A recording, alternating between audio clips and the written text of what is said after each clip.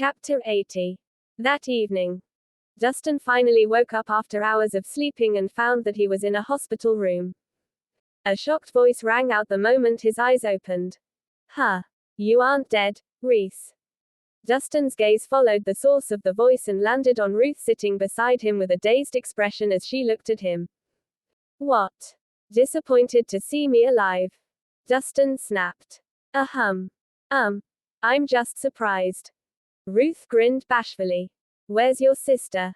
Dustin asked, changing the topic. Oh. She went to get your medicine.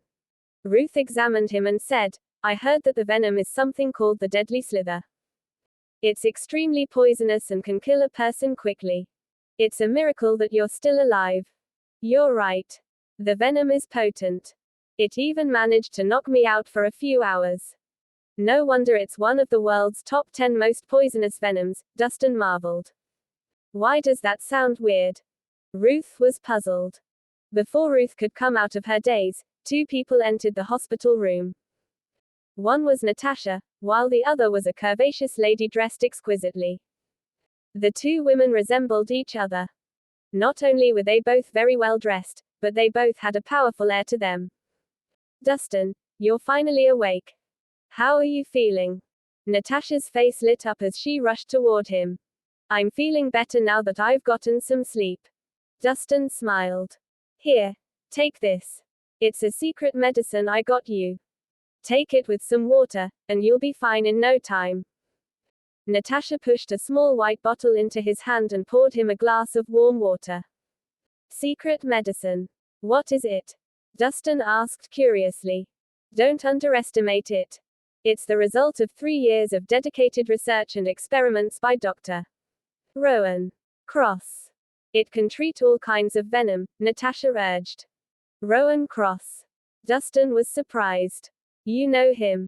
Asked Natasha, with a raised eyebrow. I've met him once. Dustin did not deny it. He had met Rowan a few years before when Rowan's enemies were hunting him down and Dustin had saved the poor man. The antidote had been Dustin's gift to him. It's always been difficult getting a hold of Dr. Cross whereabouts and even harder to see him in person. You should take it before anything happens, Natasha urged. There's no need. My body's already free of venom. You can take it back. Dustin declined politely. It was difficult getting my hands on this baby. Why would I ever return it? Just keep it even if you're fine now. It'll come in handy in emergencies, Natasha insisted, stuffing the bottle into Dustin's pocket. Dustin accepted it. After all, she did it out of kindness. Oh. Right. There's something else I should mention. I think I saw Dahlia Nicholson at the hospital entrance, Natasha said abruptly. Huh. What's she doing here? Dustin was puzzled. I heard her grandfather is critically ill and receiving emergency treatment. Critically ill. Dustin immediately became worried. Are you sure? Positive. Or Dahlia wouldn't be downstairs right now, Natasha replied. I'll take a look. Dustin got up and left the room. Henry Nicholson had treated Dustin like his own, so there was no way he would do nothing while the old man was ill. Natasha, you wasted one of the Harmon family's favors just for him. The woman beside her finally spoke. She was Natasha's mother, Jessica Ballard. I'll pay drive. Cross back myself. It has nothing to do with you, Natasha replied indifferently. Do you like that kid? Jessica frowned. So what if I do? Natasha raised her chin defiantly. You should remember that the two of you will never end up together. He's just a nobody while you're the daughter of a wealthy family and the heiress to the Harmon family. Your statuses are worlds apart. Jessica reminded. I don't care, Natasha responded coolly. But I do. Jessica's tone was firm. You can make up your mind about anything except your marriage. Don't forget that you're already engaged to Tyler. Sorry. I'm not interested in Tyler Grant or, Natasha quipped. You have no say in this matter. You are the eldest daughter of the Harmon family. With wealth and power comes responsibility. Jessica chided. Responsibility. Natasha scoffed. Do you mean using marriage to climb the ranks? This is for your own good and the entire family's. Tyler is an impressive person. He's already a major general despite his young age. He has a bright future ahead of him.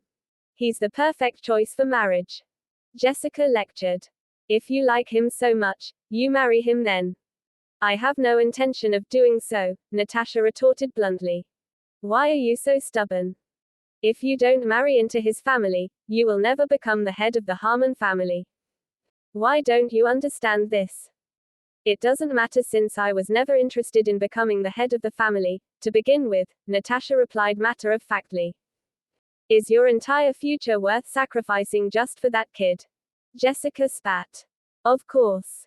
I don't think Tyler is better than him anyway. You have that much faith in him. Jessica's expression hardened. That's right. Natasha announced proudly. Jessica paused when she heard her daughter's answer. Resolute, she inhaled before declaring with a cold voice. Fine. Since you're not going to give up, I'll give you one chance. If that punk can pass 3 tests, I'll never bring up the topic of your marriage to the Reeves family again. What kind of tests? Asked Natasha with a raised brow. First, he must defeat Edwin Hummer to prove his strength. Jessica demanded. Edwin has Bouldertham to back him up. It's a bit unreasonable to ask Dustin to defeat him. Natasha frowned. Jessica snorted. If he can't even defeat Edwin Hummer, why should I accept him into our family? What right does he have to fight Tyler? Well, I'm giving you both a chance. If he fails, you better return to Millsburg and get married. Jessica turned and left the room.